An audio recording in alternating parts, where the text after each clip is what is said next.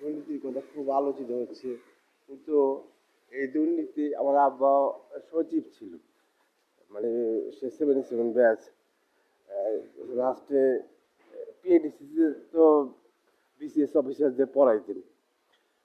তার যেহেতু ডাইরেক্টর ছিলেন এবং সে ব্রিলিয়ান্ট ছাত্র, সে ওই যখন কি উপসচিব হয় তখন তারপরে সে ট্রেনিং নেয় এই আইন কানুনের উপরে।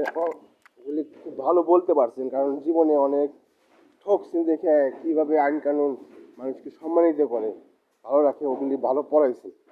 পরে বাজেট পড়াইছেন, ইকোনমিক্স ঢাকা ইউনিভার্সিটিতে পড়েছে এবং বাজেট ভালো পড়তে পারছে, কাজ করতে পারছে এবং সে অর্থ মন্ত্রণালয়ে কাজ করছে। কিন্তু এই জিনিসগুলি সহ্য করতে পারে নাই, তাকে একজন পিএইচডি থেকে বদলি করে।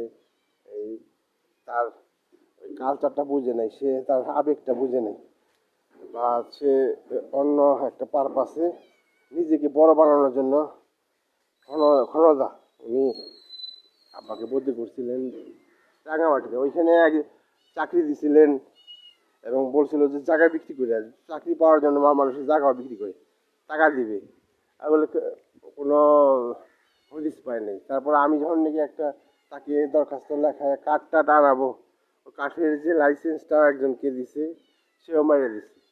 সে স্বাভাবিক এবং তাকে আমাদের ক্ষতি করতে চাইছিল যারা, তারা এক দুইবার চেষ্টা করে প্রায়, মানে যা তাকে দুর্নীতিগ্রস্ত করতে পারে, তার চাকরিটা খাইয়ে দিবে এইভাবে সারা জীবন তাকে ভয় দেখাইছে তার কাছের কিছু বাহাদুর।